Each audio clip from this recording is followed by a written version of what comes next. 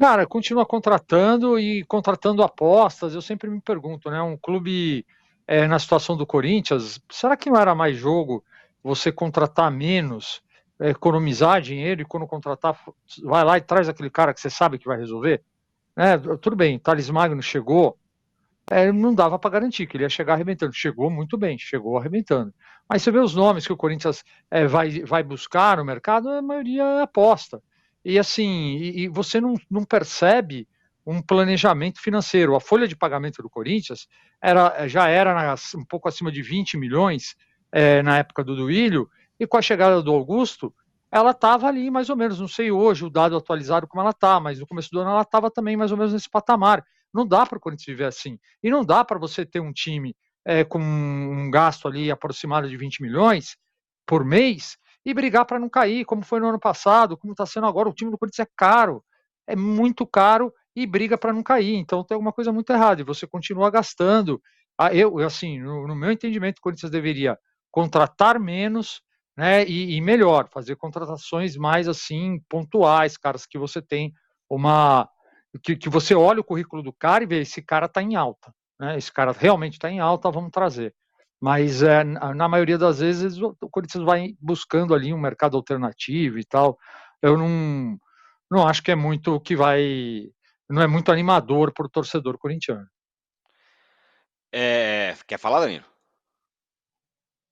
Não, o Perrone falou bem, a questão da contratação e de dinheiro, a gente tá cansado de falar, de ver, o corintiano deveria ser mais preocupado com isso, porque é o futuro do Corinthians que está em jogo, mas não adianta, o pessoal gosta de contratação, tem tara pelo mercado da bola.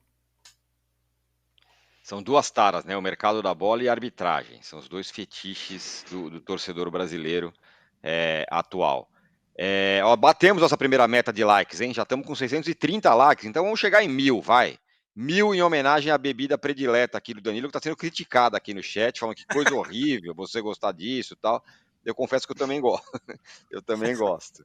Isso também dá um pouco da medida da nossa idade, porque você não gosta dessa bebida até certa idade, depois você passa a gostar. É assim que funciona e gostamos todos da bebida vermelha.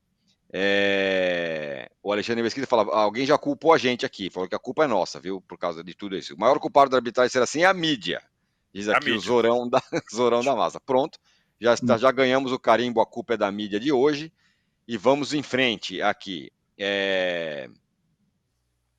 Galera, segue mandando. Podia criar esse carimbo, né, o Tirone? A gente Pega pode toda vez criar esse adolescente carimbo. pega Cada aqui, vez que alguém aí falar a culpa é da imprensa, a culpa é da mídia, a já vem gente na tela aqui, põe ó. um carimbo na tela para o vencedor do A Culpa é da Imprensa do dia. Hoje, agora, a nossa culpa de hoje é pelo quê? Pela arbitragem ruim, né? É isso. Outro dia falaram que a gente é culpado porque a gente não fala de calendário, que a gente não quer que o calendário melhore. Imagina, a imprensa não fala de calendário. Acho que a imprensa passa 90% do tempo falando de calendário, outros 10% de arbitragem, ou o contrário, mas a culpa é nossa. Ó, o Zorão da Massa que deu o carimbo de a culpa é da imprensa de hoje, tá rindo da gente aqui, ó, dando kkkk. É isso. Então o troféu culpa é da imprensa está dado para o Zorão da Massa, que acaba de nos culpar pela arbitragem ruim. E vamos em frente aqui. Bom, a gente já colocou aqui a tela, né, com quem joga hoje, tá? Já passou. Vamos falar agora do Flamengo, porque o Flamengo joga só na quinta-feira. Só que tem um problema. Ele vai chegar esfacelado para esse jogo contra o Bolívar, quinta-feira, na altitude boliviana. Vai ter uma boa vantagem, 2-0 no jogo de ida. Só que a coisa está pegando do ponto de vista físico. Pedro e Gabigol têm lesões musculares. Everton, Cebolinha e Vinha passaram por cirurgia, nem jogam mais esse ano. Arrascaeta é dúvida, porque saiu lesionado contra o Botafogo. E o Alan também é dúvida para esse jogo de quinta-feira, Perrone, que virou um jogo muito importante para o Flamengo depois da cacetada que o time tomou do Botafogo nesse fim de semana pelo Brasileiro. A torcida já está meio incomodada com o que vem acontecendo no Flamengo. Até o Tite, estranhamente, perdeu a paciência na coletiva quando foi perguntado sobre a questão das lesões do Flamengo. porque ele foi confrontado com a seguinte questão: não, o Flamengo jogou menos que o Botafogo, por que machuca mais? E aí ele se explicou, o filho também entrou na conversa e tal. Enfim, o Tite e o Flamengo no olho do furacão, o Flamengo bem desfalcado. Se o Flamengo tomar outra cacetada, aí provavelmente entra em parafuso, né? E assim, é impressionante o desgaste no futebol brasileiro, porque o elenco do Flamengo é muito bom. Você olha, é um elenco robusto, é um elenco que você olha e fala, vai aguentar.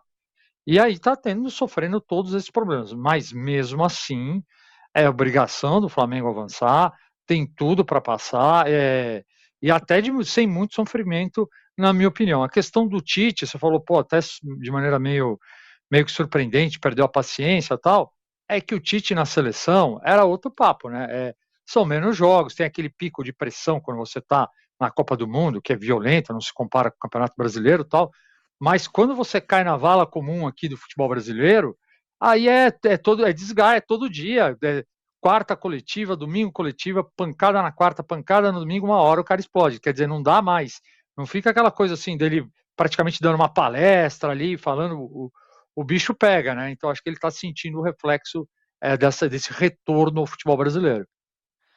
Então, né, Danilo, o modo palestra do Tite, falando, externos desequilibrantes, zona 14, aquele papo todo, beleza, quando o time tá ganhando, passa, né, ninguém liga muito. Agora, quando o time começa a não ganhar, ou pior, quando o time toma uma cacetada, como tomou de 4-1 do Botafogo, um rival que está disputando com ele o título brasileiro, aí o bicho pega um pouco mais. E aí não adianta ele falar de minutagem, de não sei o que esse negócio não serve. E aí ele foi pego no contrapé, porque falou, pô, mas o Botafogo jogou mais que vocês, e vocês estão quebrando por quê? Aí ficou desconcertado. Não, jogamos quinta, não jogamos ontem e tal, e aí pegou o Tite no contrapé. Fato é que, seja o que for, há uma questão no Flamengo. Lembrando que não só o Flamengo, mas outros times estão em 3 frentes, outros times estão na mesmíssima situação do Flamengo, mas parece que o Flamengo machuca mais. A gente poderia até ver esse levantamento numérico aí, né? Porque tem agora a lesão, tem o Gabigol, o Pedro, o Arrascaeta. Como você disse, o Alan é reforço. Tem gente que já está comemorando que o Alan seja que o Alan seja dúvida, aliás. Tem mensagem aqui, ó, o Pedro Lima, o Alan dúvida é reforço. Pois é, então. Tem gente que tem essa opção. Mas a questão do Flamengo, eu acho que a gente precisa olhar o que o Flamengo fez no começo da temporada, para mim. As viagens para lá e para cá, de jogo nos Estados Unidos, jogo sei lá onde, isso, querendo ou não, desgasta, muda a sua forma de se preparar. E uma opção que eu questiono desde o começo, que é a prioridade dada ao Carioca, especialmente quando o Flamengo já venceu o Nova Iguaçu na ida. Na partida de ida, e aí você vai ver na volta, o Tite colocou os titulares de novo, força máxima. Esse controle de minutagem você precisa fazer durante todo o ano. Isso já está provado aí pelos últimos anos em que o Palmeiras foi campeão, os outros times que foram campeões nacionais e tal, o brasileiro, que é o tiro longo. Você pode ver como o técnico faz esse controle de minutagem, não é só no agosto sangrento ou no agosto cachorro louco do Trajano.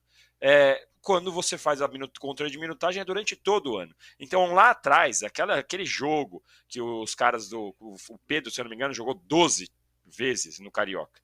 Esses 12 jogos pesam aqui na frente agora em agosto, setembro, porque você vai desgastando o jogador. O calendário é ruim? É ruim.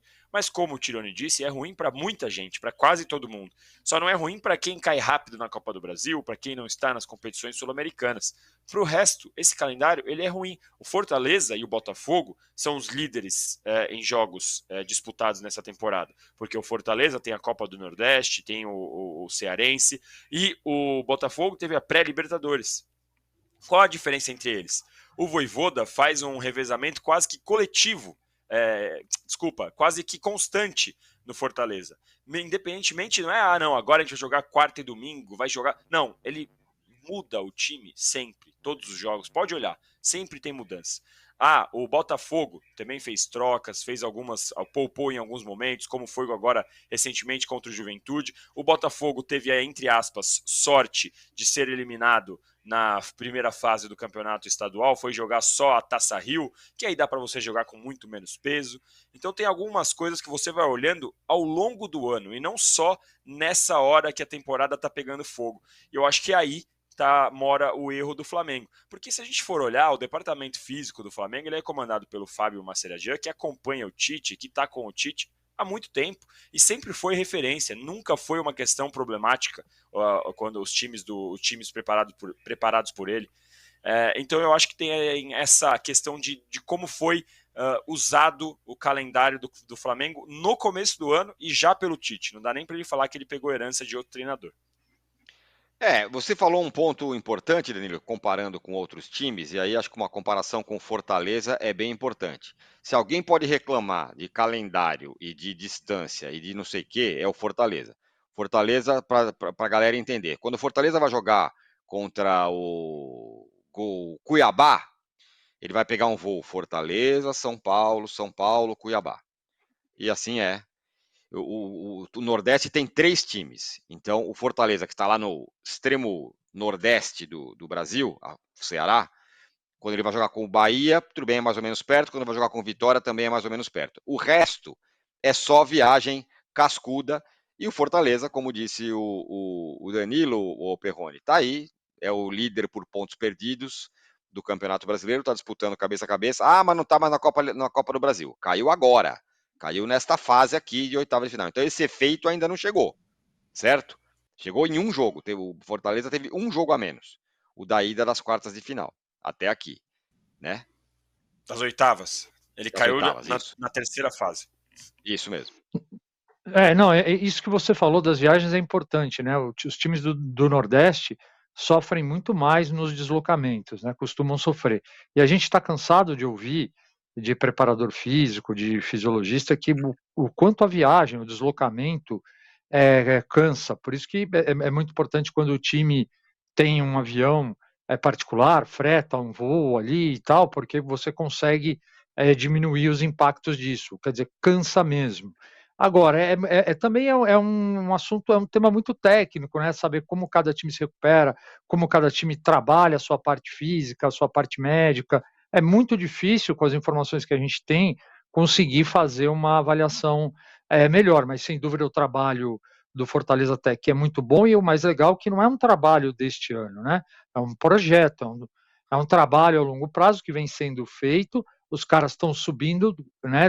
Subiu um degrau, sobe outro, e agora seria o grande salto se o Fortaleza conseguisse terminar o Campeonato Brasileiro brigando, pelo menos brigando, que não seja campeão, mas brigando pelo título, será um grande salto. Acho que e é importante para o futebol brasileiro ter trabalho assim sendo recompensado em campo, porque a gente sabe que aqui o forte sempre foi o imediatismo, e o Fortaleza trabalha a longo prazo.